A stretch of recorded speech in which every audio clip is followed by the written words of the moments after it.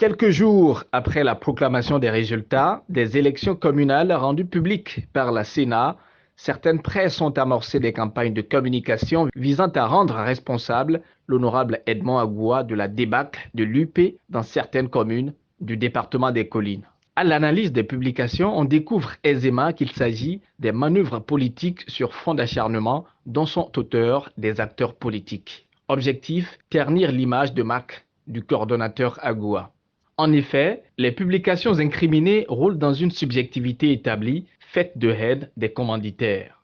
Il n'est un secret pour personne que les dernières élections communales se sont déroulées dans un climat inhabituel caractérisé par la menace du coronavirus. La campagne électorale était strictement réduite aux médias, une expérience première qui a lâché ses conséquences dans toutes les communes du Bénin.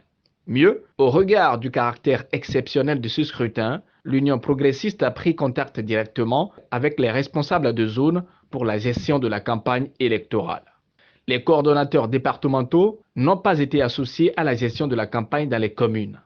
Ils ne sont donc responsables des résultats départementaux. Dans le département des Collines, l'honorable Edmond Agoua a appuyé avec des moyens privés des communes du département. En lieu et place de la cabale qui s'organise, il mérite plutôt des félicitations et encouragements. Loin de s'en prendre vertement à la personne de l'honorable député Edmond Agoua, il est bien séant de faire une analyse globale des résultats. Dans la commune de Parakou, le trio Adambi, Gbadamassi, Toko, qui pourtant détient le terrain politique de la cité des Koboros, a connu une défaite inédite. Les leaders de fiefs politiques, tels que Barthélémy Kassa, Robert Gbian, Janvier Yawedeu, Adam Soulé, ont tous mordu la poussière.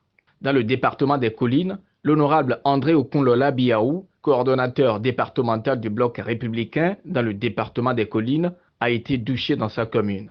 Même défaite pour le député Benoît Degla, qui n'a pas su contrôler la commune de Wessé, pourtant considérée comme son fief. À Dassazoumé, tout comme à Savalou, les leaders de ces communes ont perdu la bataille du terrain. La commune de Banté s'en sort du scrutin avec l'élection de 3 conseillers UP sur 25 sièges en dépit des efforts fournis par le docteur Ansek Gomez et son équipe. Les exemples de flop de certains leaders sont lésions.